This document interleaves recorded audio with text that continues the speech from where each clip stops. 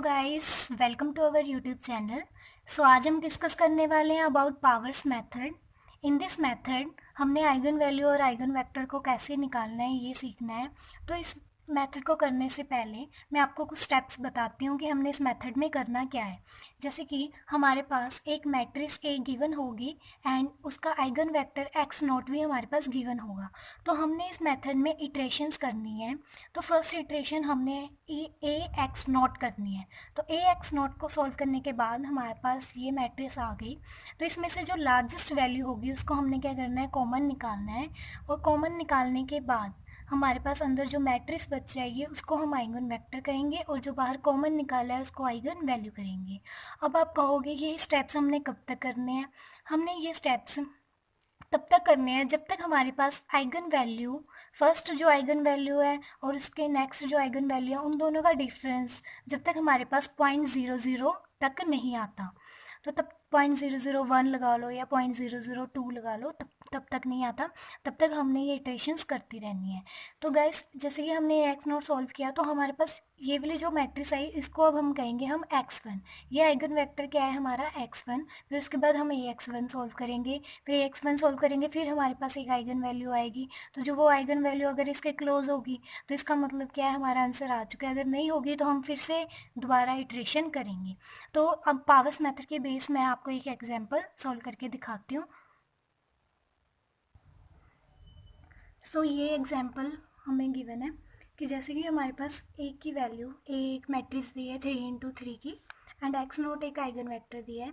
अब इसमें हमने क्या करना है, eigen value and eigen vector को निकालना है। तो eigen value and eigen vector को निकालने के लिए हम क्या करेंगे, इटरेशन लगाएंगे। जैसे कि मैंने आपको बताया था इटरेशंस कैसे लगानी है। हम फर्स्ट इटरेशन लगाएंगे a x naught. A x naught को सॉल्व करेंगे हम।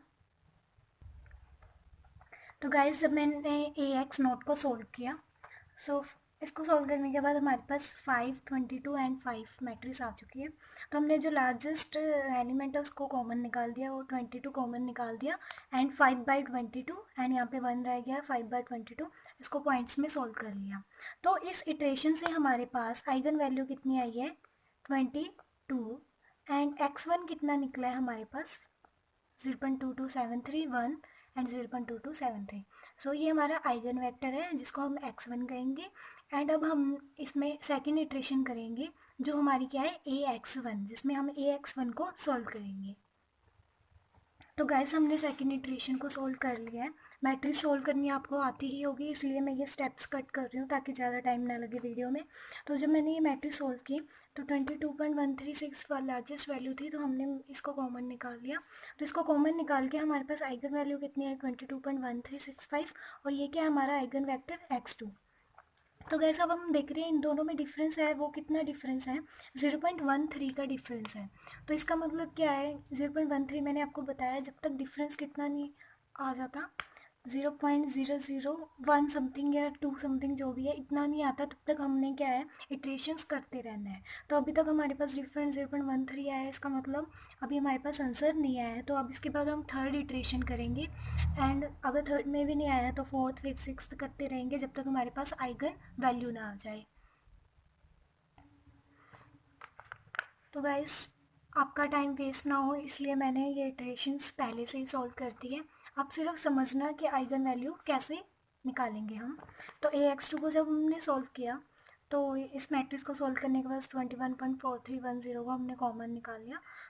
कॉमन निकालने के बाद हमारे पास ये आइगन वैल्यू आ गई और ये क्या है, हमारा आइगन वेक्टर x3। तो जो पिछली आइगन वैल्यू थी वो थी 22.1365 और अब कितनी है, 21.4310। तो हम देख रहे हैं कि इसमें डिफरेंस ही 1 पॉइंट समथिंग का है, तो ये तो हमारी आइगन वैल्यू हो ही नहीं सकती। तो इसका मतलब हमें फोर्थ इटरेशन भी करनी पड़ेगी। तो हमने जब फोर्थ इटरेशन की तो इसको सॉल्व करने के बाद हमारे पास आइगन वैल्यू आई 21.3132, जैसे कि पिछले में था 21.43। तो ये भी 0.1 समथिंग डिफरेंस है। तो 0.1 भी नहीं चाहिए हमें, डिफरेंस कितना चाहिए, 0.001। तो इसलिए हमारा आंसर अभी भी नहीं आया। तो हमने फिर से फिफ्थ इटरेशन की। जब हमने फिफ्थ इटरेशन की तो उसको सोल्व करने के बाद हमारे पास आया 21.2935।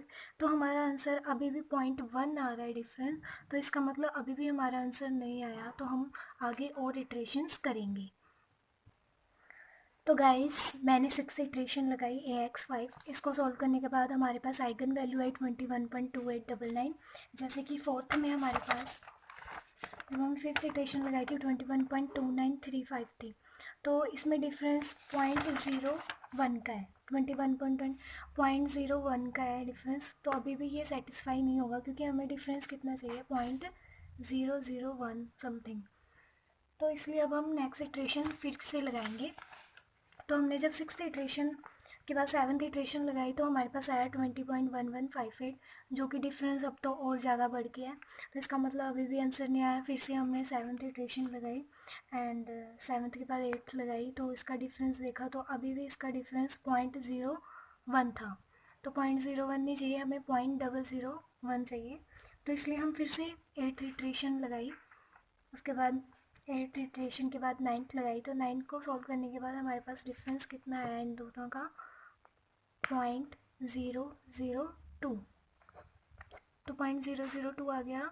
तो इसका मतलब हमारा आंसर क्या है, आ चुका है। तो हमारी फाइनल आइगन वैल्यू कौन सी होगी, 20.1240। एंड हमारा जो आइगन वेक्टर क्या होगा, 0.0620 0.0620। सो पावर मेथड में बस हमने क्या है, आइगन वैल्यू को निकालना है। और आइगन वैल्यू को निकालने के लिए हमने इटरेशंस करते रहते हैं। और हमें कैसे पता लगेगा कि हमने इटरेशंस करते रहना है, जब तक हमारे पास जो डिफरेंस है आइगन वैल्यू का वो 0.00 समथिंग ना आ जाए। जब तक वो 0.00 समथिंग ना आए तब तक हमारा आंसर मतलब आया नहीं है। तो हमने तब तक इटरेशंस करते रहना है। बस गाइस इस सम में तो बस यही मेन था, गिवंस मेथड।